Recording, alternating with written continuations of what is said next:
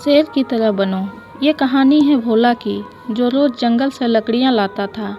एक दिन वह भोजन बनाने के लिए जंगल में लकड़ियाँ चुन रहा था कि उसने कुछ अनोखा देखा। उसने एक बिना पैरों की लोमड़ी देखी जो ऊपर से स्वस्थ दिख रही थी। उसने सोचा कि आखिर इस हालत में ये लोमड़ी जिंदा कैसे है। वह अपने विचारों में खोया था कि अचानक हलचल होने लगी।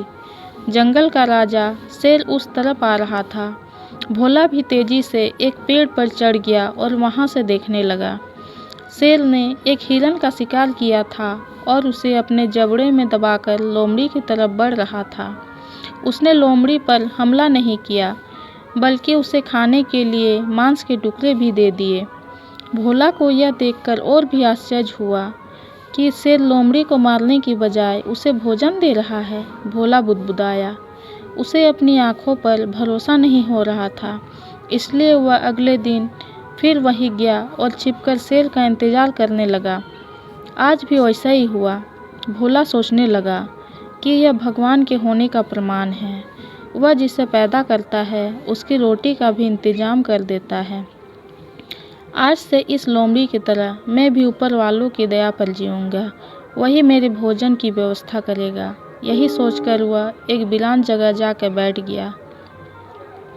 पहले दिन बीता, कोई नहीं आया। दूसरे दिन कुछ लोग आए, पर किसी ने भोला की ओर नहीं देखा। धीरे धीरे उसकी ताकत खत्म हो रही थी। वह चल फिर भी नहीं पा रहा था। तभी एक महात्मा वहां से गुजर रहे थे। भोला को ऐसे देख महात्मा उसके पास पहुँचे। भोला ने अपनी पूरी कहानी महात्मा को सुनाई और बोला, आप ही बताइए कि भगवान मेरे प्रति इतना निर्दयी कैसे हो गया। किसी को इस हालत में पहुंचाना पाप नहीं है? बिल्कुल है, महात्मा जी ने कहा। लेकिन तुम इतने मूर्ख कैसे हो सकते हो? क्यों नहीं समझते कि ईश्वर तुम्हें उस शेर की तरह बनते देखना चाहते थे, लोमड़ी की तरह नहीं।